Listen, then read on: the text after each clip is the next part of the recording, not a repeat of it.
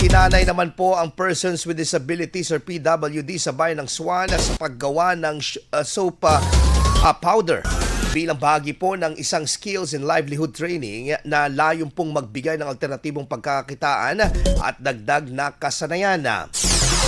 Ang aktibidad po ay isinagawa ng Municipal Social Welfare and Development Officer MSWDO at nilahukan po ito ng mga PWDs at mga anak ng mga 4-piece graduates. Sa naturang pagsasanay, itinuro po mga pangunahing hakbang sa paggawa ng sabon, kabilang ang tamang paghahalo ng sangkap at pagtiyak sa kalidad ng produkto.